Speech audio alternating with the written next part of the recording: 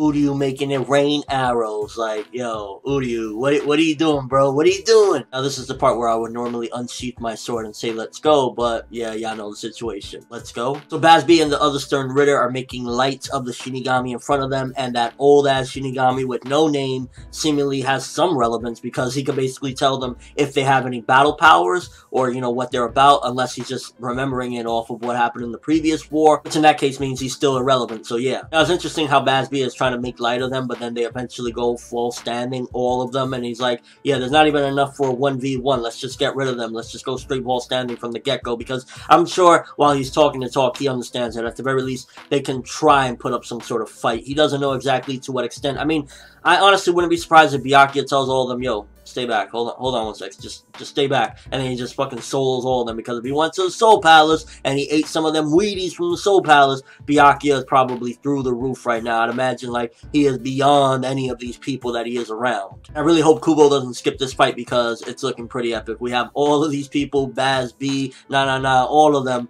in Vol standing form versus Rukia, Renji, Byakuya, Yumichika, Ikaku, and Hisagi. Is like, yo, you got a pretty strong lineup there, and I'm looking forward to seeing Rukia kick the most ass. I ain't gonna lie, like, you know me, when it comes to, I like females that can kick ass, and Rukia with that Bankai, I know she's a little bit injured, but I want to see her kick some ass. And Renji too. Renji, having not seen him for a while, is pretty, you know, I'm pretty excited for that. But of course, you know, Byakuya, I think that's the one we're all waiting to see, because Byakuya is just like, come on, we haven't seen him. He needs to redeem himself after that loss, and what better way than to just slaughter all these people right here. And it almost felt like Kubo was addressing himself when he said, there's not even enough for 1v1, because I'm sure that that was initially his plan, but again, as I described last week, he's probably speeding things up now because things, you know, haven't been going so well for Bleach. That was a quick read. The first half of the chapter was basically that, and then the second half of the chapter was this Ichigo and Uryu situation, and it just felt like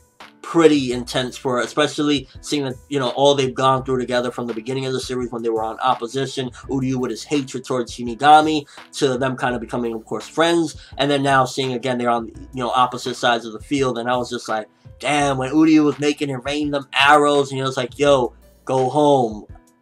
Damn. I'm sure Uryu isn't evil or anything like that, and I'm sure he's going to try anything he possibly can, at least to fuck Bach over before he dies, ultimately, because I'd imagine he probably will die in this arc. I honestly wouldn't be surprised if Uryu bites the big one at the end, because it seems as though that's the fate for every Quincy. About freaking time Chad and Orihime showed up. Like, how long have we been waiting to see them? It's been like, how many months since we last seen them? Come on. So I was glad that they finally arrived, and if you notice, the portal is open, so Kubo yet again teasing whoever the hell that was, which again, it was probably Grimmjow, which, you know, we're still waiting to see or whatever. So the portal's still open, but you see them show up at the last second, and I'm sure that made things harder on Uryu as well to basically turn his back on his friends. Now, the interesting thing is, Bach was like, yo, you say your farewells, you know this is forever, right?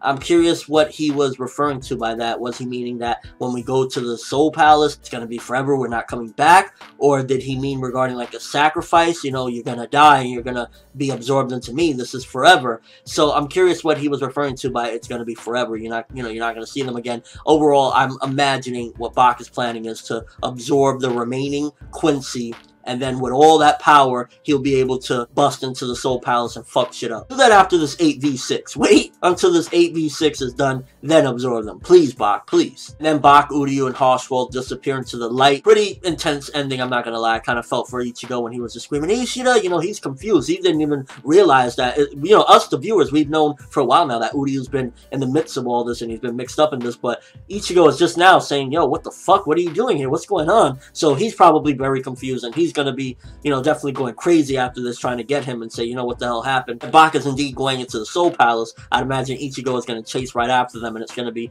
one hell of an obstacle, to say the least. But with Chad and Orihime there, I'm curious as to what they're going to do. Are they going to accompany Ichigo into the Soul Palace, which, while in a sense it would seem kind of like it'll remind me of the Soul Society arc in a way, with all of them busting through to go to a different place, but at the same time it's like, what can they really do? I mean, regardless of how much training, they're not going to be enough to really make a difference in any battle aside from Orihime could use her powers to help out with healing and stuff like that. But Chad is like, I'm not really expecting much from him. Maybe I could be wild, maybe I could be surprised, but as of right now, I'm not expecting much. And again, if Grimmjow was with them indeed, then I'm curious to see how much he can really do. We still have the Fullbringers as well to see what the hell, when they're going to show up and what relevance they're going to have. And overall, right now, I'm just like, I have a lot of questions. This chapter gave me quite a few different questions. Again, Bach, what is he going to do with them? How is he going to be able to match up to the people in the Soul Palace? And what is his ultimate goal? I mean, at the end of the day, if you look closely at it, he went through and wrecked everything in Soul Society, practically took over. I mean, at this point, you know, he pretty much just decimated them. But why did he need to do that if his ultimate goal was to get to the Soul Palace? Was it that he needed to find some things? He just felt like he needed to get rid of the grunts first?